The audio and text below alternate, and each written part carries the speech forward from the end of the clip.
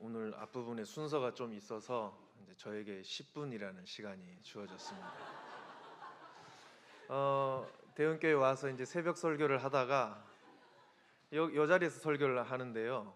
제가 키가 조금 크다 보니까 저기 위에 있는 시계를 보는 게 이렇게 힘들더라고요. 고개를 푹 숙이고 하다가 시계를 볼 틈이 없어서 이제 대략 느낌으로 이제 그날 설교를 했습니다. 그래서 한 10분에서 15분 사이로 하니까 한 15분 약간 넘겼겠다 싶어서 이제 설교를 마치고 자리에 앉아서 시계를 봤더니 제가 설교를 30분을 넘게 한 겁니다.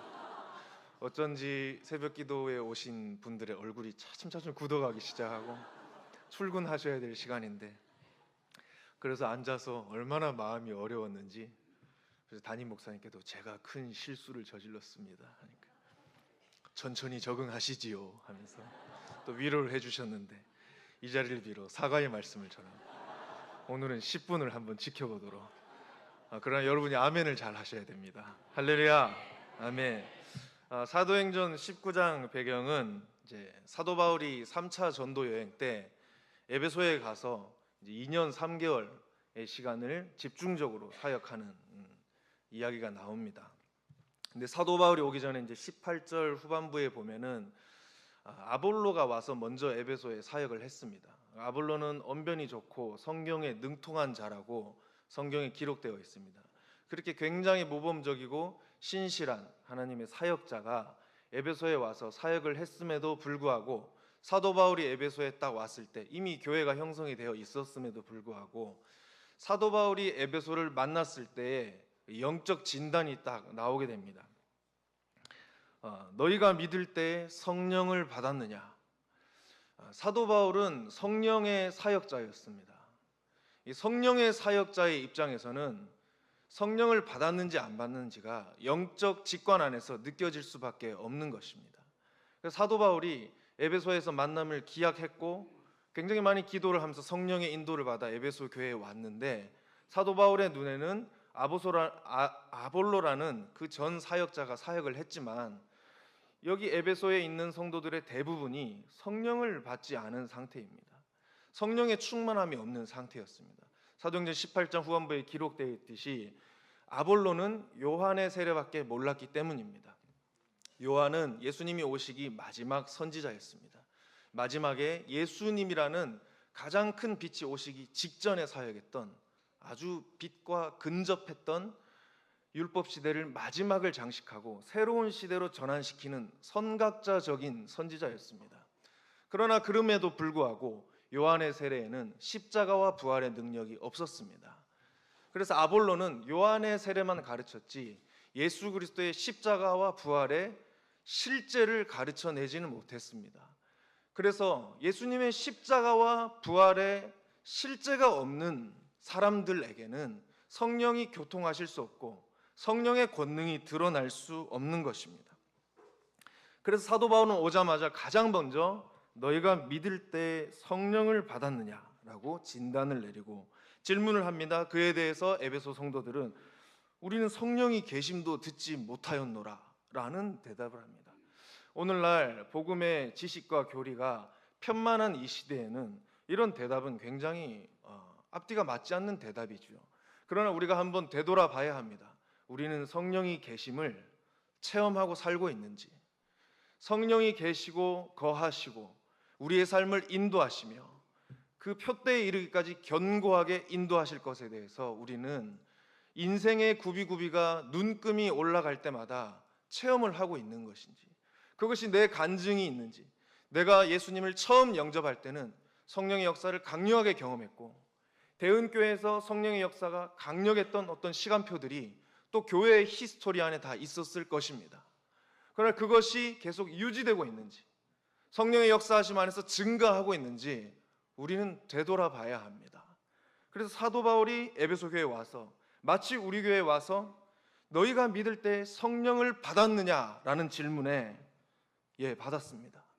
그리고 우리는 동행하고 있습니다. 우리는 그 충만함을 구하고 있습니다 라고 우리가 담대하게 대답할 수 있을지, 아니면 우리는 성령이 계심을 듣지도 못하고 잘 체험도 못하고 느끼지 못하는 무감각한 상태에 있습니다 라고 고백할지 우리가 스스로 되돌아봐야 합니다. 성령의 사역자인 사도 바울이 에베소에 그 진단을 내리고 바로 성령의 세례를 줍니다. 안수를 하고 안수를 할 때 놀라운 능력이 드러납니다. 성령의 은사가 드러났습니다. 방언을 하고 예언을 하게 됩니다. 성령의 권능이 드러났습니다. 바울의 손으로 놀라운 능력을 행하게 하시니 사람들이 바울의 몸에서 손수건이나 앞치마를 가져다가 병든 사람에게 얹기만 해도 그 병이 떠나가고 악귀가 나가더라. 우리 마가복음 16장에 유명한 구절이 있지 않습니까? 믿는 자들에게는 이런 표적이 따르리니 곧 그들이 내 이름으로 귀신을 쫓아내며 새 방언을 말하며 뱀을 집어올리며 무슨 독을 마실지라도 해를 받지 아니하며 병든 사람에게 손을 얹은즉 나으리라. 여기에 전제는 모든 믿는 자들입니다. 성도 중에 사도 바울처럼 성숙한 자만 이런 표적이 따른다고 성경에 기록된 것이 아니라 예수님을 영접한 성령이 내주하는 모든 성도, 오늘 신앙생활을 첫 출발하는 갓난아이 같은 성도도 그 믿는 자들에게는 이런 표적이 따른다고 말합니다. 이 표적이 우리의 삶에 있는지 우리는 되돌아봐야 합니다. 13절 이하에는 이방 종교와 귀신의 역사들이 성령의 권능으로 제압당합니다. 그 지역에 흥행하던 이방 종교와 우상 숭배와 귀신의 역사들, 타 종교의 잘못된 종교 사역자들, 이런 사람들이 와서 예수 이름 앞에 무릎 꿇게 됩니다. 그 이방 종교를 믿던 이방인들이 회개의 역사가 터지게 됩니다. 우상 숭배자들이 회개하고 예수님을 영접하게 됩니다. 이전 생활을 청산하고 진정한 신앙 생활을 시작하며 하나님을 두려워하기 시작합니다. 그 지역에 있는 많은 사람들이 하나님을 두려워하기 시작하고 주 예수의 이름을 높였습니다. 이 성령의 사역자 한 사람이 에베소 교회에 와서 2년 3개월을 사역한 결과 20절에 이와 같이 주의 말씀이 힘이 있어 흥왕하여 세력을 얻으니라. 하나님의 말씀이 멸시받는 이 땅에 영의 성령에 붙들린 사역자들을 통하여서 주의 말씀이 힘을 얻게 되고 흥왕하여 퍼져나가게 되고 세력을 얻게 되었습니다. 우리가 소망하는 부흥입니다. 그 부흥의 한복판에 말씀으로 돌이키는 역사가 있었습니다. 우후죽순 많은 영혼들이 자원하여 자발적으로 내가 말씀으로 다시 돌이킵니다. 이 말씀에 비추어 볼 때 나의 삶을 회개할 수밖에 없나이다. 내 삶이 부끄럽고 누추하고 비참합니다. 이 말씀 앞에 다시 나를 긍휼히 여겨주셔서 회개하고 새 시작을 할 수 있도록 은혜를 부어 주십시오라고 집단적으로 지역적으로 이런 기도가 터지고 회개의 역사가 퍼져나가기 시작하며 영혼 구원의 역사가 퍼져나가기 시작하는 부흥이 성령의 사역자와 그 성령의 사역자를 따르는 제자들 통해서 일어난 것입니다. 아멘이시죠? 말씀이 흥왕하는 부흥의 역사가 우리 대흥교회에 있기를 예수님 이름으로 축원합니다. 이 자리에 모인 우리 모두의 심령 깊은 곳에 회개의 영이 임하는 축복이 있기를, 다른 축복 다 내려놓고 주여 내게 회개하는 축복을 먼저 부어 주옵소서. 말씀으로 돌이키는 영혼 회복의 은혜가 있으시길 축원드립니다. 담임 목사님이 몇 주 전에 설교하다가 말씀과 영의 동등성이라는 표현을 하신 적이 있습니다. 말씀과 영의 동등성. 이 시대는 말씀을 많이 강조합니다. 당연히 강조해야 됩니다. 말씀을 죽기까지 사수해야 합니다. 그러나 말씀만 사수하는 서기관과 율법학자들이 예수님을 알아보지 못했던 이 비극을 우리는 기억해야 합니다. 우리가 교리를 붙들고 말씀을 붙들 때 그 말씀만을 붙든다면 우리도 율법학자와 바리새인과 서기관 같은 딜레마에 빠질 수 있습니다. 예수님이 나는 너희를 모른다, 독사의 자식들아 라는 그런 평가를 우리가 들을 수 있습니다. 날마다 우리는 두려워 떨어야 합니다. 그렇다면 우리가 아주 지고정성으로 두렵고 떤다고 말씀을 중심을 잘 지키고 예수님을 알아볼 수 있고 주님 다시 오실 길을 예비할 수 있는 게 자동적으로 일어나는 게 아닙니다. 우리는 이것에 전략이 필요합니다. 영적인 전략이 필요합니다. 분명한 기준이 있어야 됩니다. 그런데 말씀과 영의 동등성이라는 표현이 이 전략의 아주 코어와 같은 표현입니다. 말씀만 갖고는 부족합니다. 왜냐하면 그 말씀은 영으로 오셨기 때문입니다. 말씀과 영은 동등할 만큼 중요한 것입니다.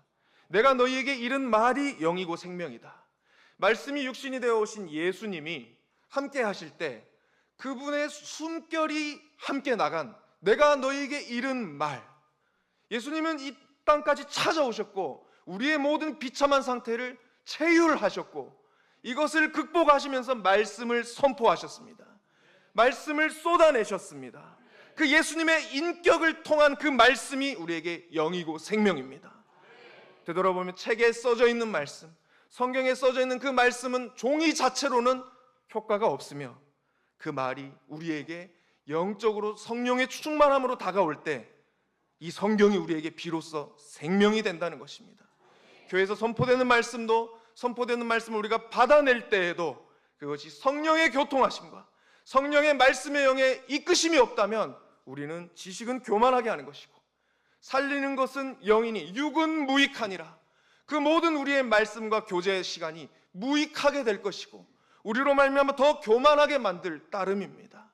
그래서 내가 하나님의 말씀을 스스로 지킬 수 없다는 실패를 더 많이 한 사람일수록 말씀과 영의 동등성의 가치를 깨닫고 하나님, 당신이 아니고서는 나는 말씀을 지킬 수 없습니다.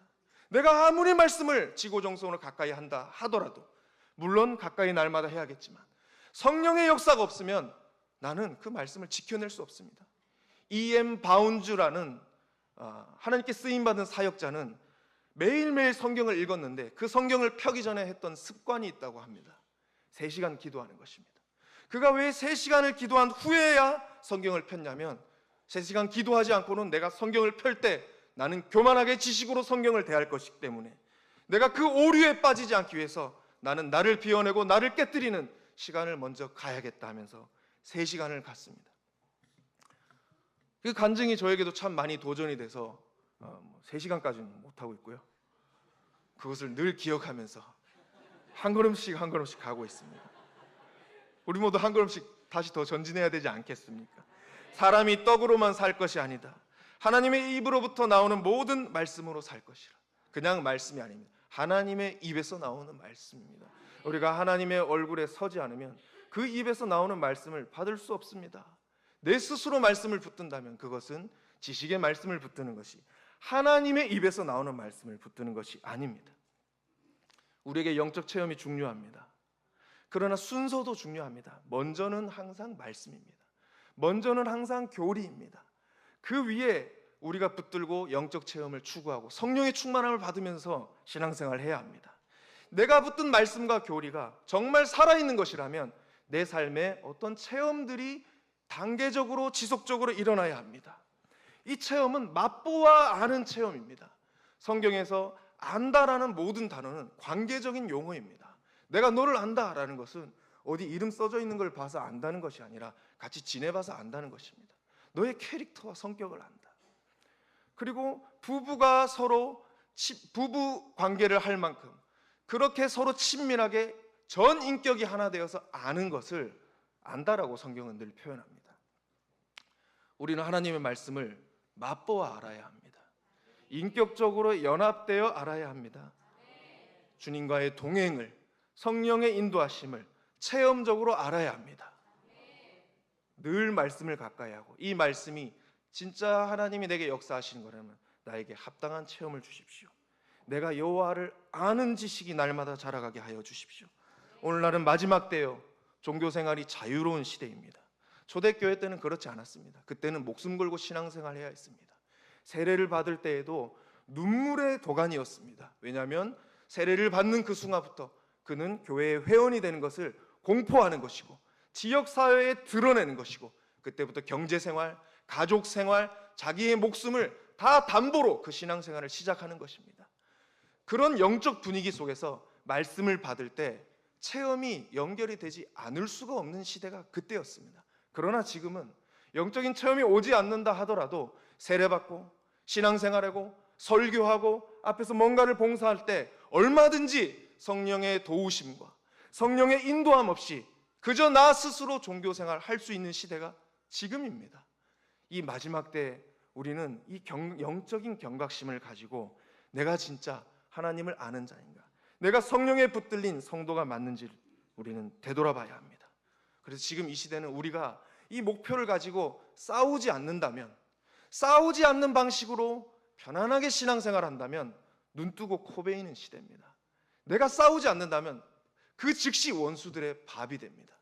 나는 신앙생활을 정상적으로 하고 있었는데 어느 순간 보면 코가 베어 있다는 것입니다. 깨어나야 합니다. 내 영이 깨어나야 합니다. 속사람이 강건해져야 합니다.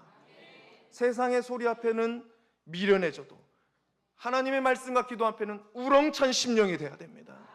아멘 할 때 내 소리 에너지가 시켜서 하는 것을 넘어서서 내 속에서, 내 존재에서부터 튀어나오고, 기도 생활이 내 존재에서부터 올라오고, 찬양이 내 안에서부터 흘러 넘치는 성령의 도우심이 있는 신앙생활을 우리는 맛보아야 합니다.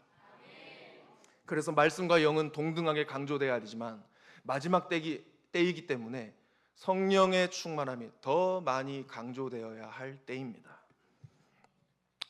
마지막으로 아궁이 비유를 하면서 하나 마치도록 하겠습니다. 제가 이전 교회를 섬길 때 그 온돌방을 늘 이제 겨울에 이제 그 불을 장작을 떼야 돼 가지고 늘 이제 그거를 하면서 마치 제사장의 심정으로, 그 성경에 보면 불 관리를 잘하라고 하지 않습니까? 제사장. 그러니까 불 꺼뜨리면 이제 막 가차없이 죽어버립니다. 그리고 급하다고 다른 불 갖다 집어넣으면 가차없이 다 죽어버립니다.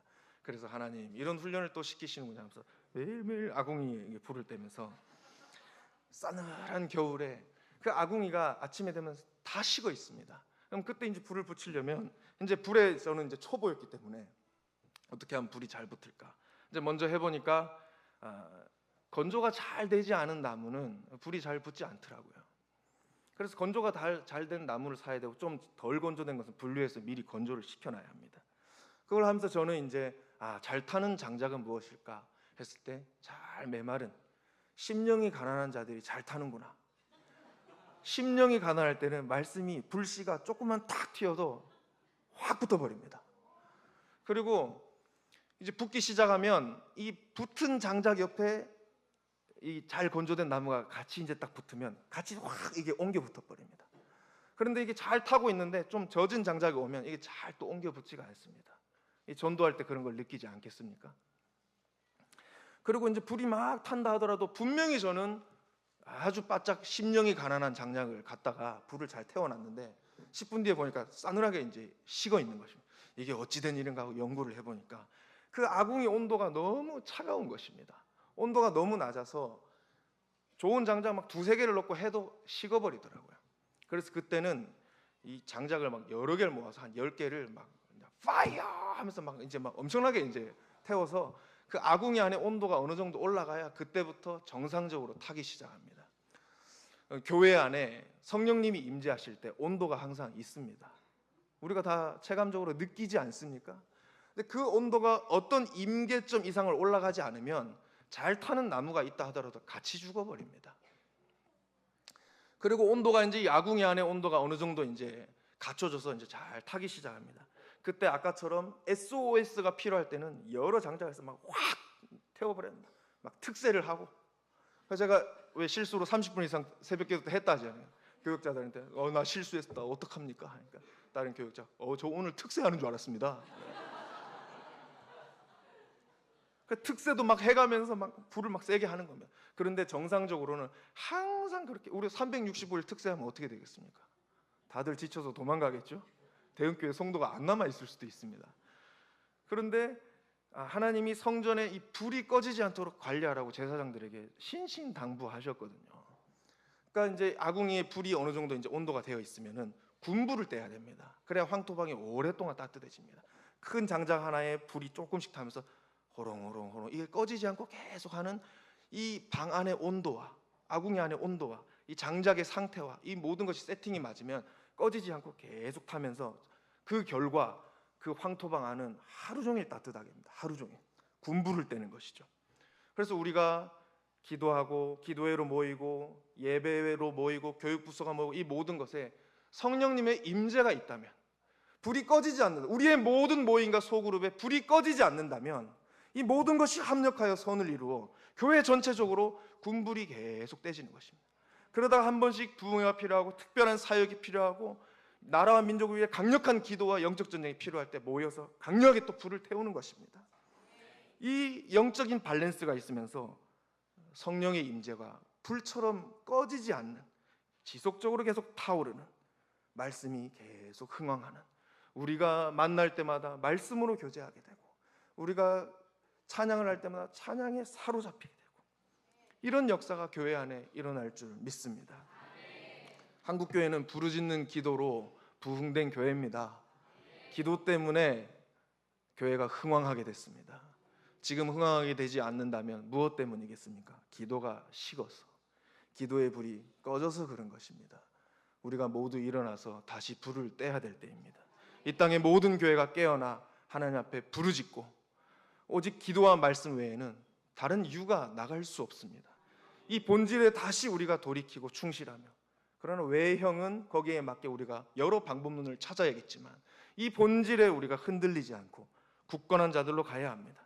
그렇게 성령의 불에 사로잡힌, 성령에 감동된 자들, 부르짖는 기도의 사람들을 통해 하나님 일하십니다. 교회의 사이즈는 그 성령의 사역자가 몇 명인가에 달려 있습니다. 누가 싸울 수 있는 자인가? 성경 구약의 민수기에서 군인들의 수를 계수하지 않습니까? 어린아이 계수하지 않습니다. 여성도가 아니고요, 자매들 계수하지 않습니다. 왜냐하면 싸울 수가 없기 때문입니다. 싸울 수 있는 군인이 몇 명인지 계산했습니다. 그 성령의 사역자, 싸울 수 있는 자들이 몇 명인가, 그것이 그 나라의 국방력입니다. 우리 교회의 국방력, 우리 교회의 사이즈, 어떤 교회의 사이즈는 제적 교인의 수에 달려있는 것이 아닙니다. 깨어있어 성령의 불을 태울 수 있는 사역자가 몇 명인가. 하나님은 그 의인의 기도 한 명을 통해서도 민족의 역사를 반전시키내시는 분이십니다. 아볼로는 성령의 역사가 없던 종이었습니다. 그러나 브리스길라와 아굴라를 만나서 성령의 불을 가진 종이 되었습니다. 그리고 아가야 고린도 교회로 다시 사역을 출발했습니다. 브리스길라와 아굴라는 사도 바울을 통해 이 성령의 충만함을 이어받은 자였습니다. 사도 바울 이 사역자를 통해 소아시아의 7교회, 우리가 아는 계시록의 7교회가 개척되었습니다. 하나님의 말씀이 강력하게 흥왕하여 세력을 얻고 부흥을 얻게 된 것입니다. 말씀이 흥왕하는 부흥의 역사 어떻게 이루어집니까? 성령 받은 제자들을 통해서 일어납니다. 성령의 공동체를 통해 이 땅에 부흥은 옵니다. 부르짖어 기도하는 교회를 통해 주의 말씀은 힘을 얻게 됩니다. 세력을 얻게 됩니다. 멸시받고 배척받는 하나님의 말씀이 바로 그곳에서 다시 흥왕하게 됩니다. 선포된 이 말씀이 우리 개인의 심령에, 가정에, 직장과 사업터의 현장에, 교회의 모든 조직과 교회 전체에 이루어지기를 예수님의 이름으로 축원합니다. 아멘.